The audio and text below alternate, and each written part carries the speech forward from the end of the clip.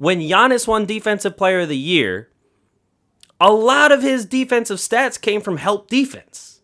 You can be a great help defender, but what if you're the worst on-ball defender in the league? You still get Defensive Player of the Year for that? Basketball Society.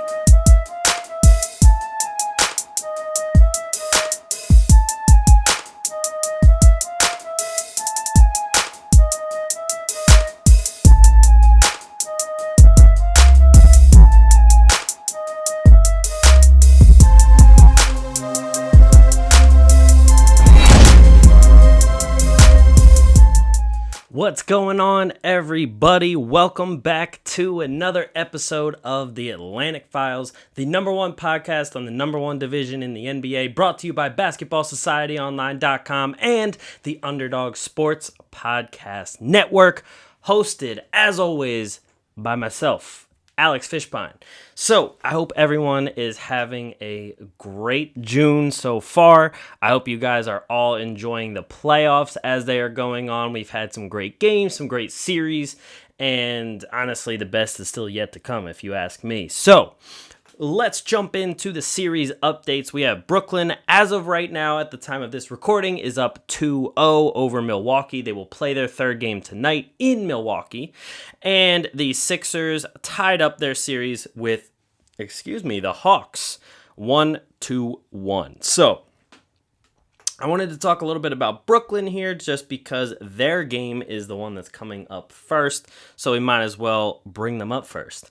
So we have Brooklyn here, and I wanted to look up some of the differentiating stats when it comes to either, KD not playing, KD playing, Kyrie not playing, Harden not playing, and so on and so forth. So I looked at the Nets record and stats with and without KD. So, with KD this season, the Nets are 23-12.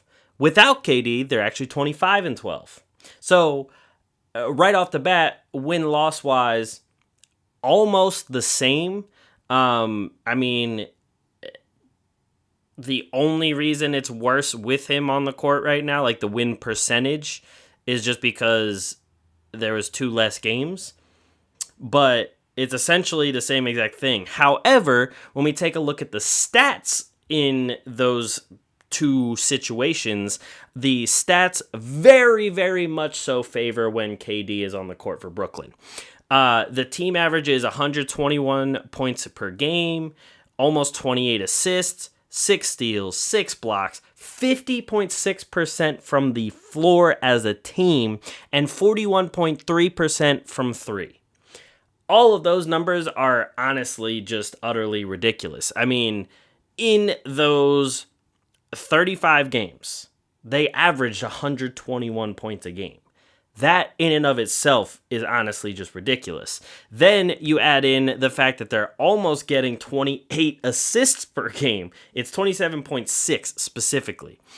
And on top of that, the steals and blocks, not terrible with 6 and 6, but the shooting is just ridiculous. I mean, they're making over half of their shots in those 35 games.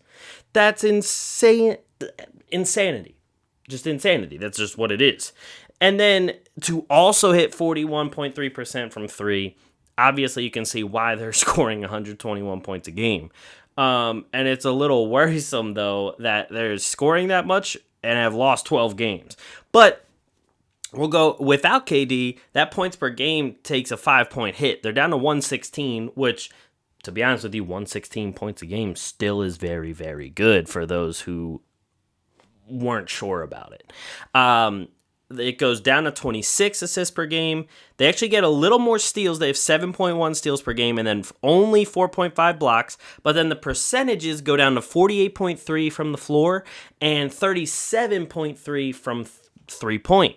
So obviously the percentages are taking a hit. The scoring's taking a hit. Even assists are taking a hit. The defense, with Brooklyn, it's going to be around the same no matter which one of the big 3 are in, because neither one of them are known for their defense. So they're not like a defensive stalwart that, is going to end up winning Defensive Player of the Year and is going to, really affect your team's defense that much. But their offense, obviously, it's got some changes in there. It's got some impact. So then we looked at the Brooklyn Nets this season with Kyrie are 36-18. Without him, they are 12-6. So again, they have enough firepower, they have enough star power that whenever these guys were both in or out, they're still having a pretty good record. But when Kyrie was on the floor in that 36-18 record this season, they were scoring 119 points a game, 27 assists, 7 steals, 5 blocks, and the percentages were up to 49.6 from the floor, 39.5 from 3. So they still had very, very good percentages. Still a very high-scoring squad when Kyrie was on the floor, and it obviously fell into place for them most of the time. And the win percentage is actually identical with Kyrie on the court and off the court. They're both at about a 66%. With him off the court in those 18 games, the points per game obviously goes down again because Kyrie's one of the best scorers in the game. It goes down to 116.9, and then assists go down again to 26. Steals and blocks stay pretty much the same. Field goal percentage takes a bit of a hit again, 48.9, and 3-point percentage also takes a hit down to 38.4. So it's pretty much like a ongoing theme with KD and Kyrie. Offense, super, super good when they're on the court. Offense, still really good, but not as good.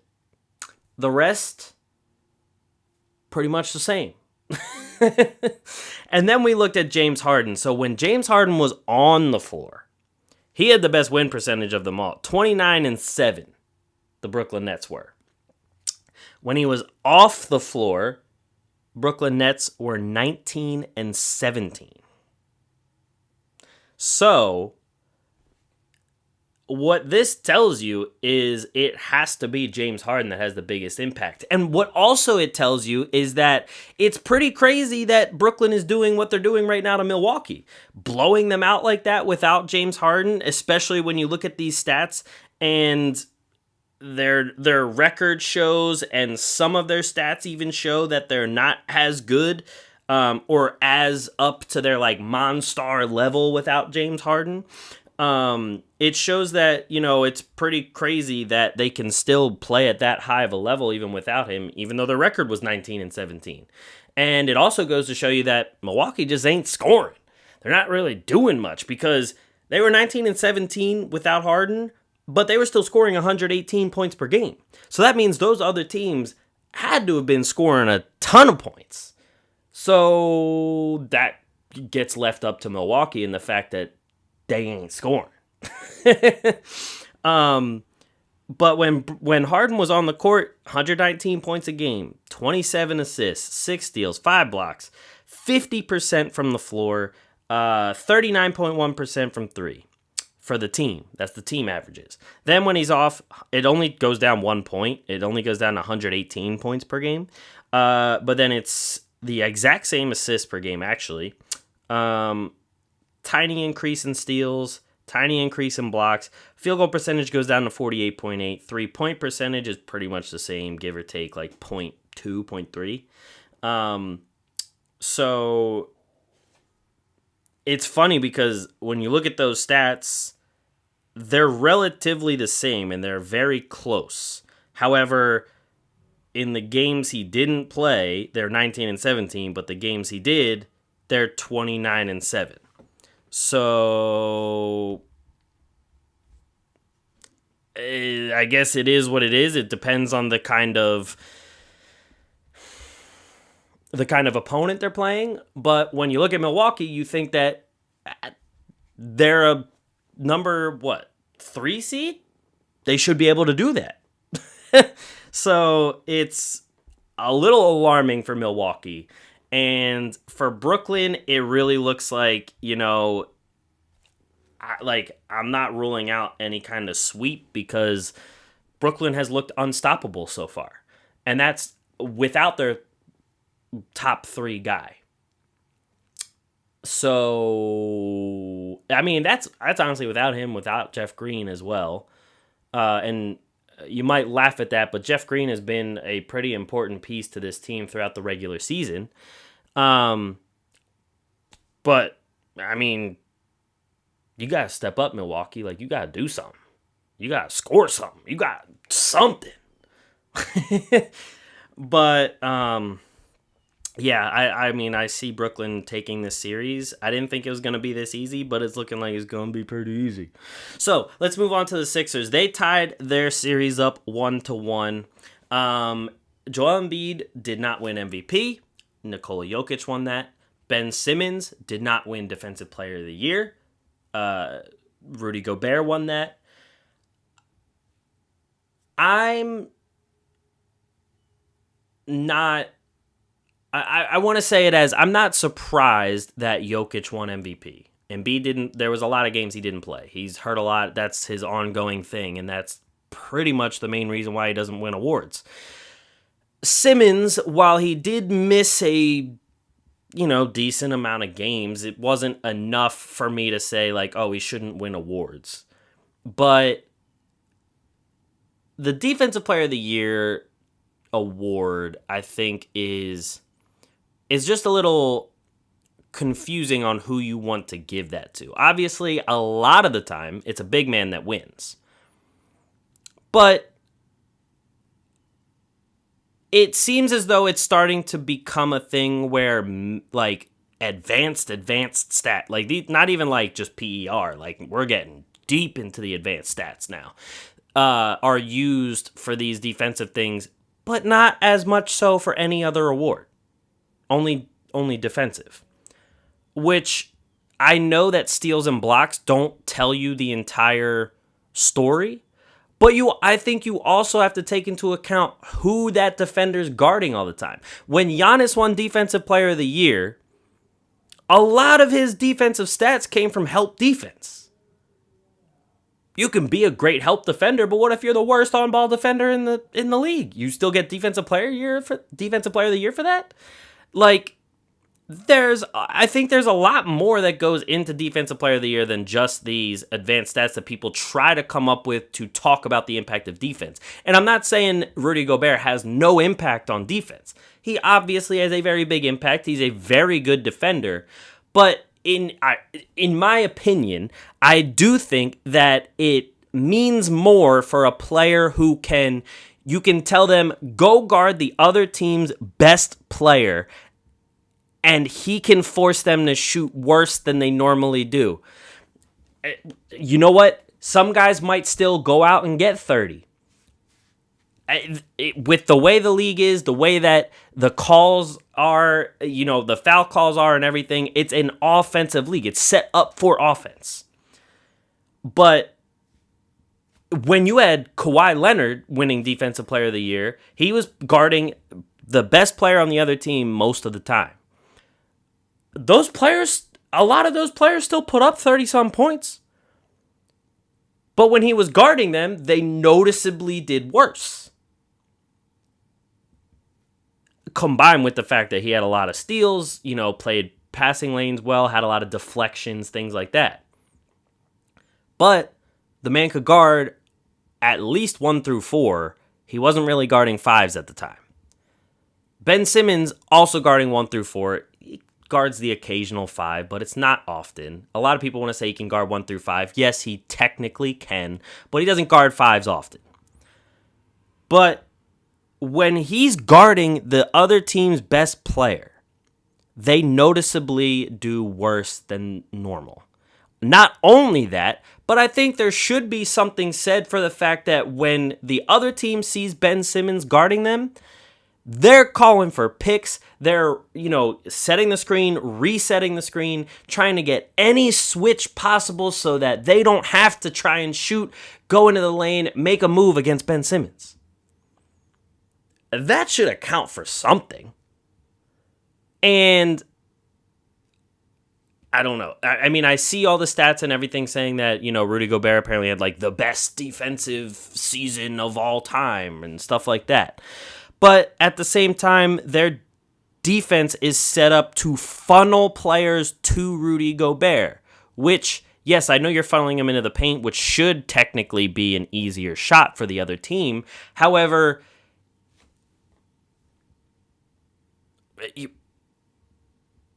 they're funneling them right to you. You're not the one fighting through screens. You're not the one chasing guys all throughout the perimeter and still being able to guard them the whole time. You're not the one going from the team's best shooting guard all of a sudden and he goes out to the team's best point guard and then the team's best small forward and still playing good defense on them. That's the one thing that, to me, just doesn't make sense in the Defensive Player of the Year voting. And don't get me wrong, because there's a lot of centers, and even Rudy Gobert, like his other Defensive Player of the Year awards, I'm not negating those because I do think he at least should have 1 to 2. At least. I agree with that. I actually picked Rudy Gobert to win Defensive Player of the Year the first time he won it. But I think that there's, like, just because a lot of the advanced stats and everything come up and say, like, oh, well, the guy he was guarding still scored this many points. But you're not showing the fact that that guy he was guarding might have scored 20, but he took 20 shots to get there. I think that should mean something. I mean, I looked up the stats of Ben Simmons against Trae Young, and I looked up his stats against Trae Young in the regular season, and he was on him for about, let's see, this year he was only on him for like less than a minute, 2.9 possessions. He was 1 for 2, and it was a 3-pointer. And he made 2 free throws. So, I mean, there's not much that for this season, but last season, the regular season, he guarded him for 24 possessions. Trae Young scored 5 points. He did have 6 assists, but he was shot 2 for 11 from the floor, 1 for 4 from 3, and had no free throws. This year, in the postseason, in the 2 games, Ben Simmons has guarded him for 24.4 possessions. He has scored 4 points. He has had 4 assists. He's been blocked once. He's shot 2 for 6 from the floor, 0 for 2 from 3. Now let's compare that to a guy who's an average defender in Danny Green, who has guarded him, who's the only player who's guarded him more this postseason for the Sixers. 27.5 possessions. Trae Young has scored 21 points on him. 5 assists, 6 of 10 shooting, 2 of 4 from 3, 7 of 7 from the free throw line. Even a guy like Matisse, who's guarded in 23 possessions, Trae Young has scored 20 points on him with 3 assists, but he's also turned the ball over twice, been blocked twice, shot 6 of 12 from the floor, 2 of 5 from 3, 6 of 7 from the free throw line. Ben Simmons he's made 2 shots. He's only had 4 points in 24.4 possessions when Ben Simmons guards him. And that is by far and away Atlanta's best player. On top of that, Trae Young should definitely be faster than Ben. Ben is much bigger than him. Ben is the size of a power forward, doing this on a point guard, on a much smaller, quicker, craftier point guard that can shoot from the logo. Things like that, in and of itself, should show you the kind of impact that he has, and I think that, in and of itself, is a campaign for him to win Defensive Player of the Year. But I guess we're giving it to Rudy Gobert. So, whatever, Congratulations. I mean, he still had a hell of a defensive season. I just don't think that's the right one to win.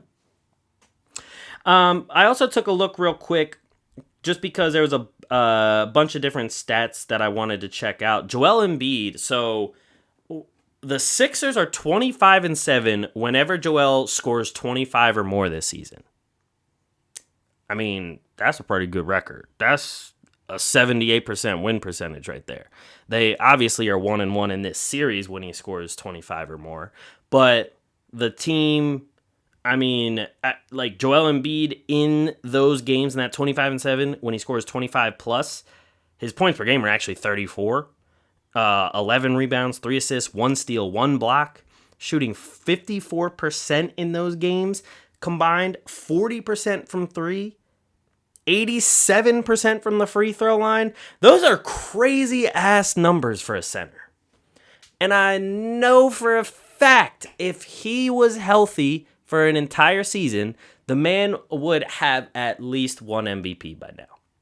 If he was healthy for an entire season, there is no doubt in my mind he would have an MVP award. That's the only thing that can stop Embiid is himself and his health. That's it. Ain't nobody stopping Embiid, especially anybody on the Hawks. Now, I also wanted to look because the game that the Sixers lost, Simmons, he didn't score much, but then they won. He only scored I think it was 4 or 6 points. The Sixers are actually 8-2 this season when Simmons scores less than 10 points, which I thought was an interesting stat because obviously when he's one of your top 3 guys, usually they're the ones scoring the most. The only exception, I guess, would be Draymond. And it really makes you start to think, is Ben Simmons a better Draymond? Is that his ceiling? I don't know. I'm not sitting here saying that is the ceiling, but it makes you question if that's what it is. And I think that's an interesting comparison because the one big thing about Draymond, especially when he won Defensive Player of the Year, is he could guard 1 through 5. He was the facilitator for that team, the one guy that, he wasn't hitting many shots, but he got that ball to where it needed to be for Steph, Clay, KD, all of those teams.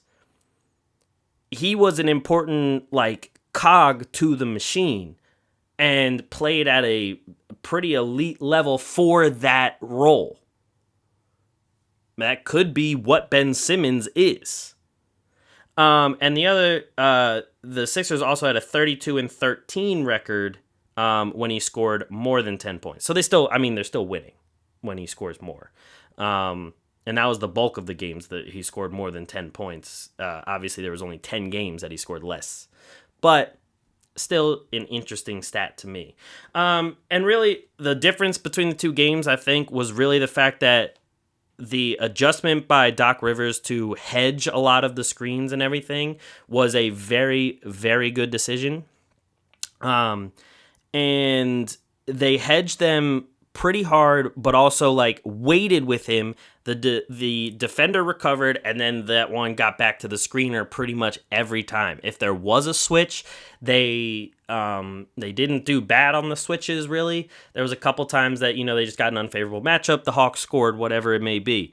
But then they started playing Trae Young very well when he started driving to the lane because you pretty much know it's either a lob or a floater. That's essentially what it's been every single time, especially in Game 2. He wasn't kicking out that much. It was almost always either a lob or a floater. And after they got 2 lobs, then Joel Embiid started denying some of the lobs. Then everyone started getting ready. Trae Young even was, affected enough that he lobbed it too high or too far to the left or whatever it may be. And that was a big issue for them. All the defenders closed out on the shooters well, which I think was really big. And if they can keep doing that, depending on what kind of adjustments the Hawks make, I think that's the key to playing defense on this Hawks team. I mean, the only thing you got to worry about is those games like Game 1 when they're just on fire and you can't really do anything about it. They just score everything. That's the only part where it's kind of you're SOL at that point. But yeah, that is it for me, guys. I know there's been some news with the Celtics and everything, promoting Brad Stevens to the front office and Danny Ainge stepping down and everything. We will talk about that. We'll probably bring someone on to talk about that. That might have a little bit more knowledge about it in the future. But yeah, We'll talk about that later. We're not going to talk about that right now because we got some playoff basketball to worry about. But that is it for me, guys. Thank you for listening to another episode of The Atlantic Files, the #1 podcast on the #1 division in the NBA. Make sure you guys share this with one friend and also leave a review for us. You can get us anywhere you find your podcast. We're also on YouTube. Check us out. Everything under The Atlantic Files. Just, give us a search, give us a subscribe, share with a friend. I'd really appreciate it. Thank you guys for listening, and I'll catch you guys next week. Peace.